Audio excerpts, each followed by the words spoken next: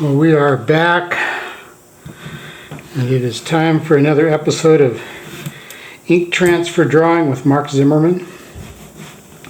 What I'm doing right now is rolling ink out on a sheet of plexiglass. My name is Mark Zimmerman, by the way, and I'm going to put a sheet of paper, which for some reason conveniently I keep across my studio. Put a sheet of paper over that ink. Then I'm going to draw and rub on the back.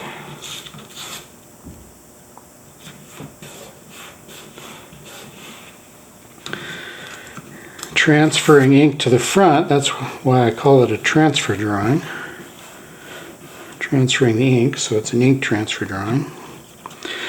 Now that ink is inside a rectangle of tape, and I can feel that tape. I'm going to poke this pen up into that corner, drag it along the edge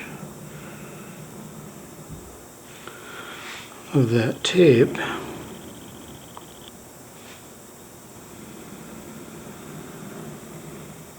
Okay.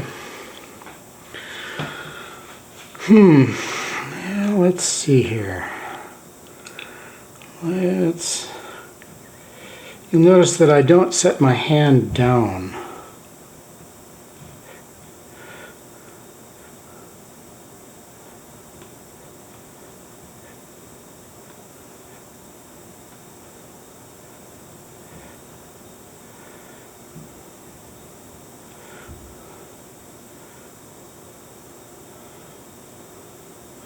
If I set my hand down, if I rest it, I transfer ink too, right? So I gotta keep my hand in the air or off the... I'm looking at a picture. I don't know enough about roosters to draw them without a picture, but I can look at a picture and draw that picture. That's something anyone can learn to do. Oh, my pen quit. Come on, Mr. Pen. Huh. Let's try a different one. Well, this one doesn't even look like it has ink in it, but it works. So we're in business.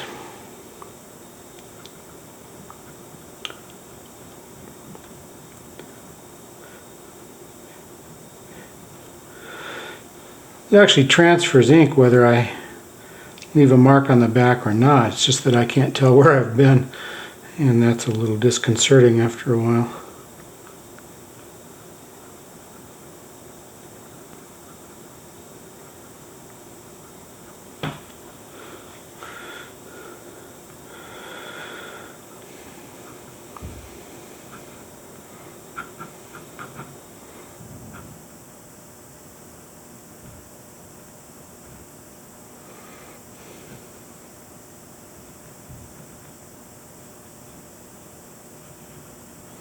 So I'm drawing the comb on this rooster. Man, what a strange bird.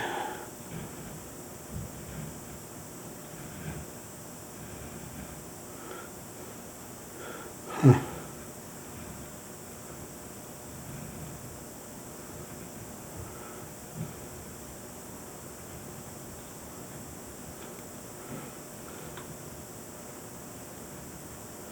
Wow. So glad I don't have that growing on top of my head. No wonder they're kind of a little crazed. I don't know if you've ever spent any time around a rooster, but I remember them on my grandpa's farm, and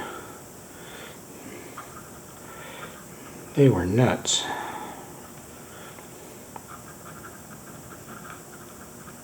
Putting some shadows in here too. I can do that various ways. I could even just touch the back of the paper with my finger, and that leaves a shadow too. There's a shadow in the back of that comb, so I'll do that with my finger.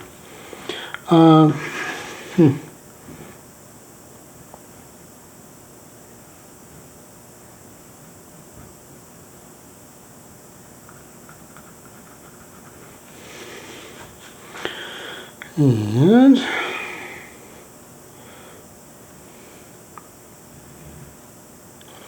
wow, he's got an underbite that's pretty much a serious problem.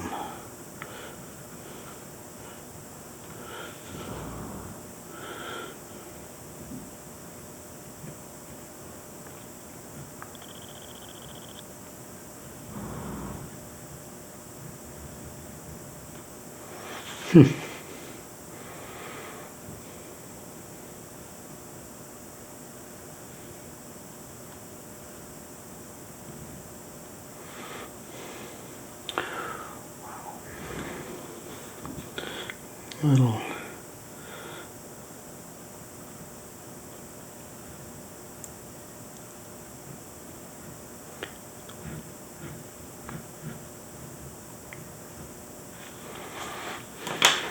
it's always nice when everything matches up. I think these are like feathers right here. And then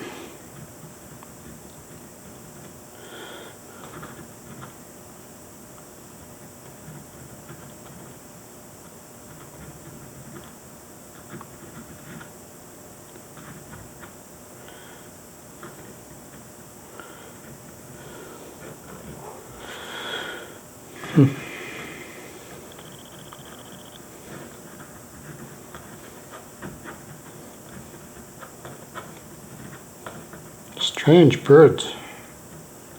Huh. Wow. Little details here.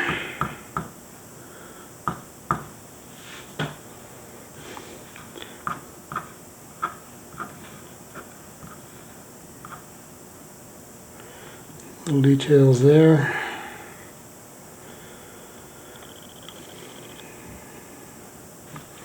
I think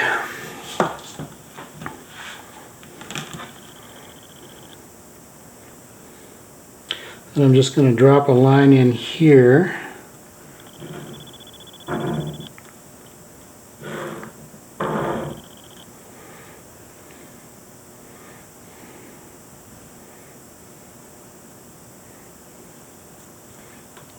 Maybe a double line. Do whatever I want, right? I'm just making this up anyway.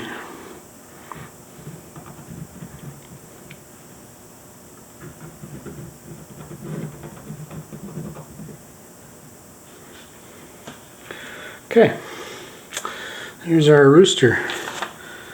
Guess I could have set this here the whole time. There's the rooster I was looking at too. I think I'm gonna transfer a little ink in here too, and in here too. Maybe just heel of my hand real soft, little transfer down in these corners. And I can peek. Let's get this guy out of here. We'll bring him back in a minute. I can peek, see what I've got. Yeah, that'll work. Let's splash a little watercolor paint on him and he'll be done.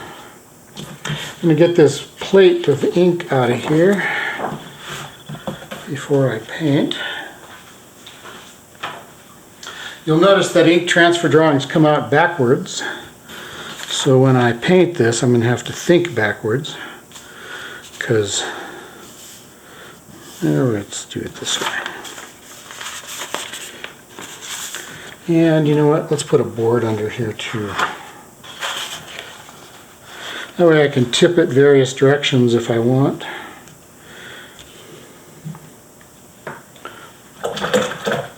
I've got watercolor already in solution over here. It's tube watercolor, but I've got it mixed in little cups.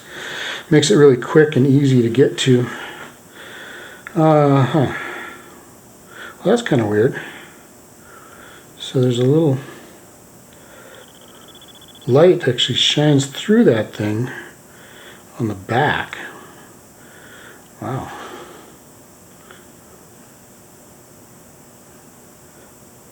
I'm just kind of painting highlights.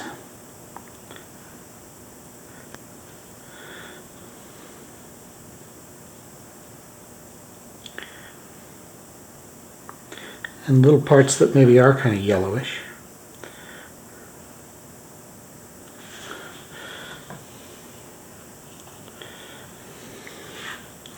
And I'm probably exaggerating those highlights a little bit for effect.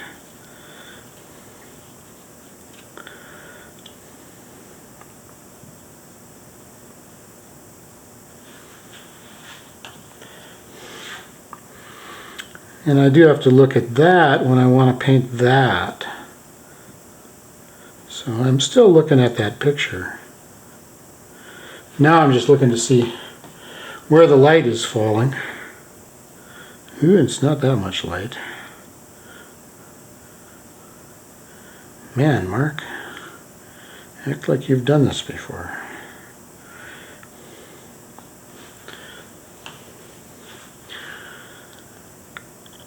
I have done this before, by the way. Normally I'm at Sanford actually doing this and helping people do their own. So that's kind of more fun. Today I'm in the studio with my puppy. That's not all bad. Stir up a little bit of the orange. It tends to settle quite a bit. Also tends to be, wow, dark. There we go.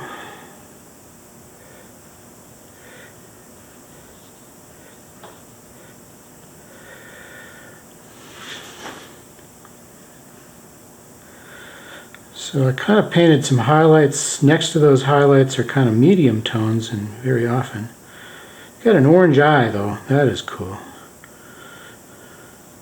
Imagine what you could do if you had an orange eye.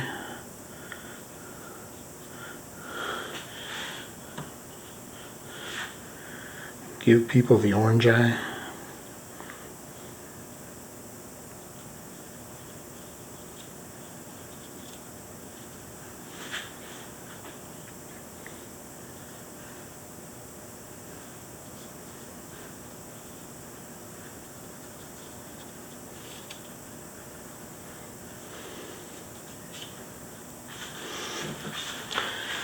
I'm going to stir up a little red.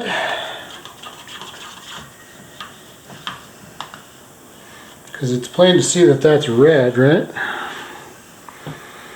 I think I'll start it here because I kind of want this to dry first of all the reds, because I want to come back with a shadow in here, I think.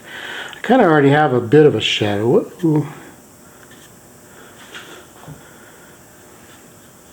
Good thing that I'm not being paid to stay in the lines, huh?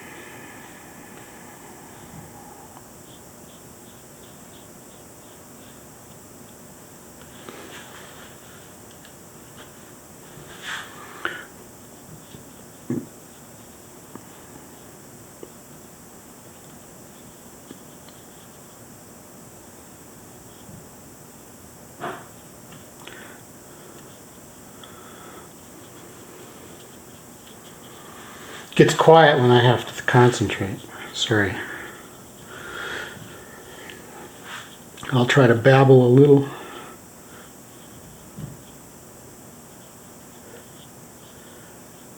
Tell you what I'm thinking, what I'm doing. This is pretty simple here. This is just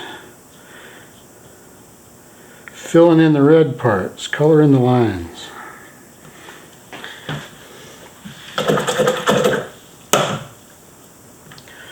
Now, kind of want to put a little purple in here too as a shadow. There's actually purple, I mean it really is purplish.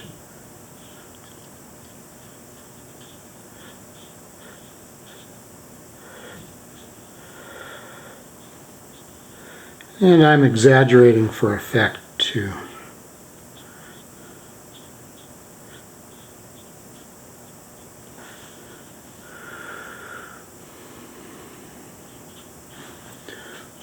A little more purple.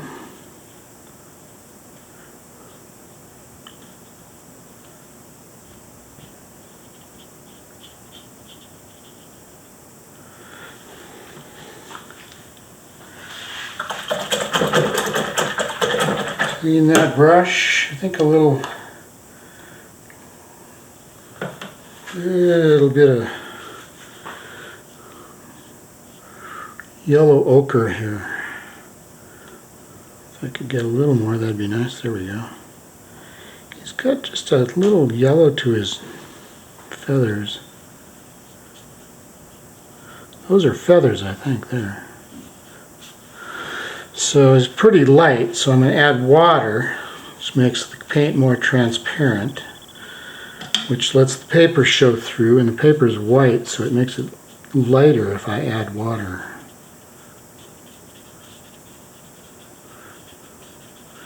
I kind of drew the texture of those feathers, so I don't have to do much back in here.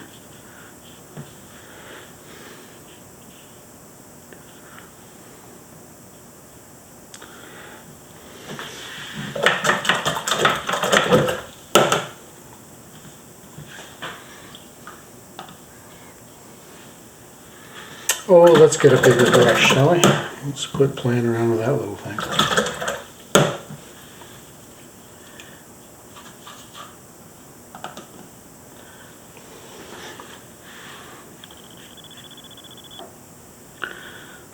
That yellow ochre is an earth tone. This is an earth tone too. Quite literally is dirt. When they say it's an earth tone, they mean it's an earth tone. This dirt is from, or at least originally, this dirt color came from Siena, Italy, so it's still called burnt sienna. I don't know if they're still getting it from Italy or not. It's a particular compound found. And then they toast it, they burn it. Quite literally is burnt sienna. It's burnt dirt from Siena, Italy. There, that looks like a barnyard.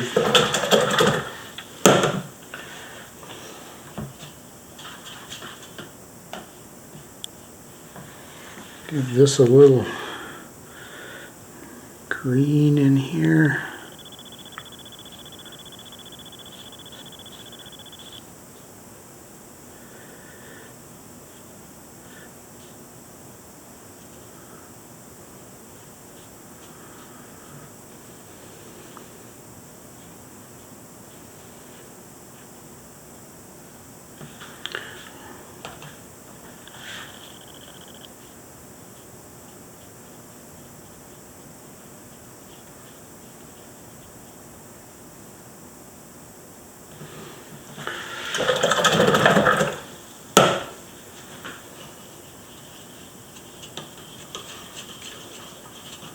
Stir up a little turquoise, maybe add a little water to it.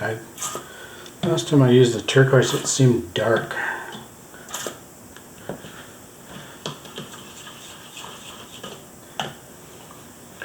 Actually, I'm going to stir up the turquoise and then dip the brush in water too. And then I'm going to tip it. I put it on a board so I could tip it, let that paint run. Let gravity work for me. So I'm going to let that paint run downhill. And I can change the direction of which is up and which is down. So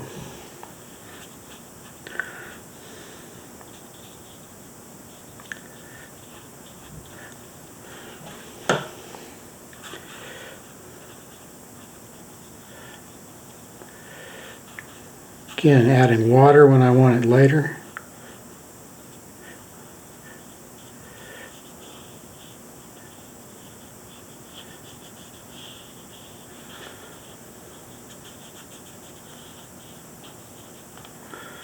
Tip it this way and that paint will run in a new direction, won't it? That's a little much.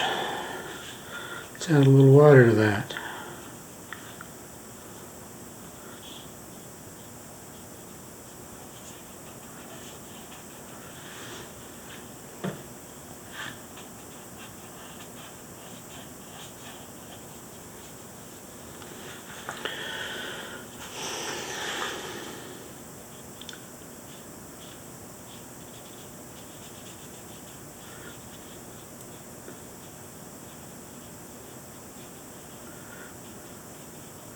No, I'm kind of not liking that green all that much.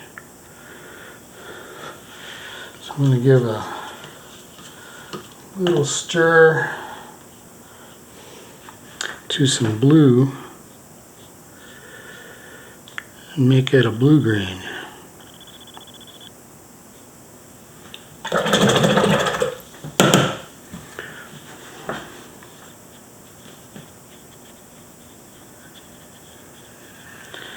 Dance that blue up into the green a little bit.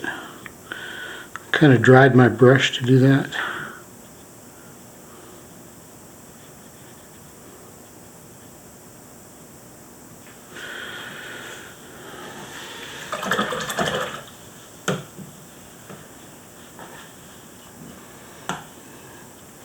Yeah, I want to do one more thing here, and I really want to turn this paper this way, sorry.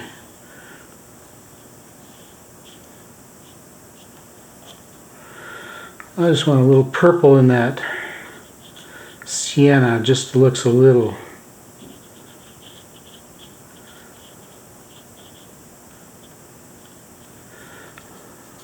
unmodulated, and I really want to turn the paper to get to the bottom instead of working across all that wet paint.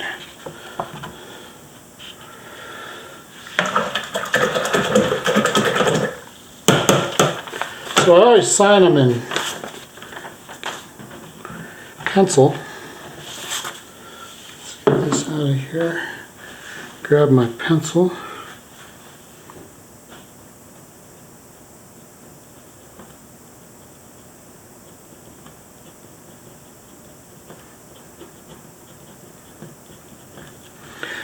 Call it Cock of the Walk and then sign it. That says Zimmerman. Date it 2020. And there's a little ink transfer drawing called Cock of the Walk. Hope you had fun watching. I sure had fun making it. Bye for now.